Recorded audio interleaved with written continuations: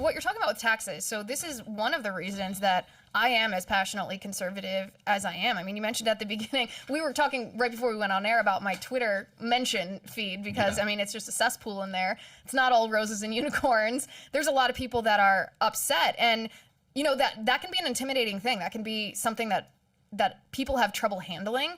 And that's not been something that I have cowered away from. That's been something that I've accepted as part of my job. And one of the reasons for that is exactly what you mentioned, because my dad is a small business owner. And I can remember when I was like 10 years old, he paid me $5 to help him do his taxes. Like I was doing taxes with him. Right? But that's awesome, right? I love that. And so I knew how to do my own taxes as soon as I got a job. I did it myself. I did it quickly. And you know, you gain an understanding then for how something as intangibly sounding to a child as the tax code concretely impact your family and your life. So I understood then, wow, if this politician is promising to raise the corporate tax code, like that's going to have a negative impact on my dad's business. Oh my God, that's so important to teach kids. But that's such a boring topic unless you have a hands-on experience. Exactly. And so I learned very young, okay, so this is something like I'm fiscally conservative because I see how it impacts my dad, which means how it impacts me and all my sisters and brother and my mom. And I think you have to have that kind of imprint on your emotional intelligence as well as on your IQ. And the other reason, not to wax too philosophical here, the other reason that I am so conservative too, and the reason that I'm so comfortable being a skeptic in all areas, is because when I was in late high school, I was diagnosed. I was actually a competitive swimmer. I was a pretty elite swimmer, and I was diagnosed with a cell disease. It's an autoimmune issue. And at the time, I mean, there weren't many options. The doctors were just like, okay, you're gonna have to live with this. It wasn't really a livable thing. And my mom was like, well, I'm not gonna accept that. Like, I'm gonna go search for something alternative. And thank God she was able to, you know, find an alternative way for me to manage my health, which I manage to this day. But I realized again that if we didn't live in the type of economy, the type of free market that we live in, my dad hadn't had the choice to be super smart with his finances and have a lot of savings, we wouldn't have been able to afford the treatment that ultimately saved my life.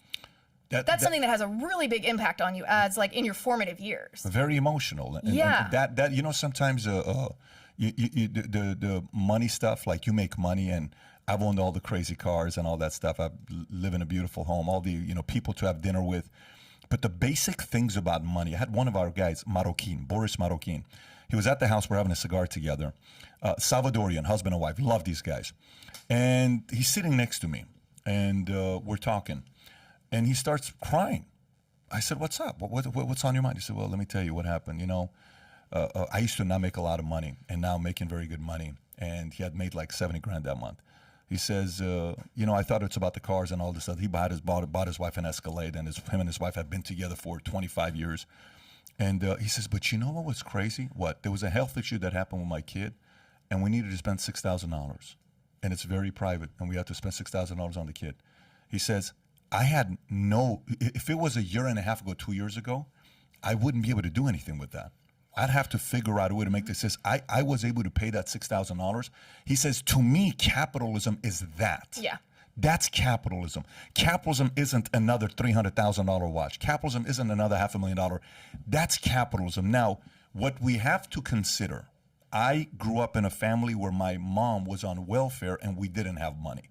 How we help those that don't have access to the resources with parents that maybe you had, like some people don't have that, what do we do with them? Because those parents maybe don't have the resources that we have to figure out a way. Like, you know, I was speaking to a school and they were talking about how can we make our kids better at processing issues. And there's this director of psychology of the school's having this conversation with me.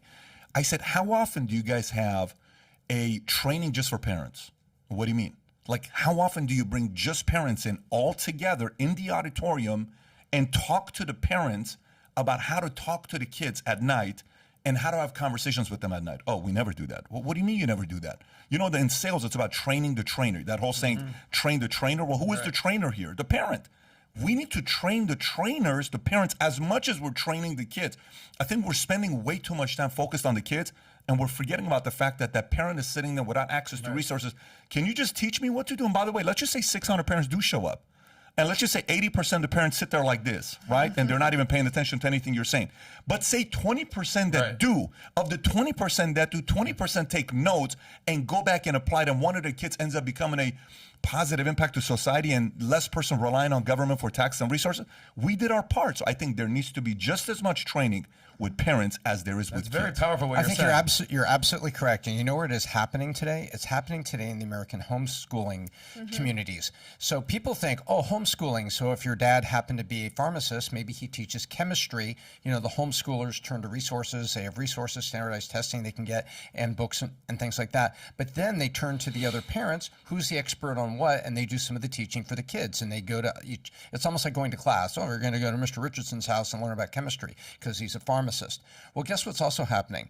Parents are getting together and the parents are becoming educated on social issues and becoming more aware and discovering ADHD or dyslexia and how to handle it and manage it. So it happens in the homeschooling environment because the parents are forming communities because they know that there's things they don't know and there's gaps and they want to learn it. Pat, that's where it's happening. And I think, a little conspiracy theory, that the society, the left, is less worried about homeschooling because of vouchers, and they're more worried about homeschooling because of voters, because the parents are being changed. It's not the indoctrination of tomorrow's voters and are being taught wrong. I think the parents are more independent, heads up, and they are learning in groups. FYI, you know how all these guys right now have courses online. I do course on marriage. I do course on such and such. I do whatever, the different courses you can buy on Udemy, Pluralsight, all these different things. You know what's a great niche that people can take on right now that will do very well? Small courses on how to lead your kids, specific on leading your kids. I don't know how much of that is out there. Anyways, let me go to the next story. I was homeschooled, Thanks for by the the way. suggestion. I gotta go. But Pat, let me say I one think that's thing a great idea. that we do here at Valuetainment. This is exactly why you do the SLS symposium, the Sales Leadership Symposium, is that you talk about, why don't they do courses to teach parents? Same thing you do with Train the Trainers with PHP.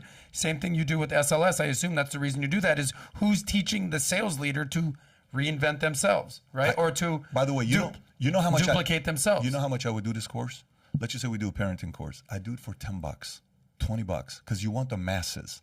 You want people to get it. Hey, here's some strategies that worked on me. Here's some strategies I'm using with my kids. I want to share it with you. We can't rely on the teachers to do it. We got to become better parents. So the idea is to train the parents. If you're up for it, let's go through it. If you disagree with me, fine. Maybe some of these tactics are going to work.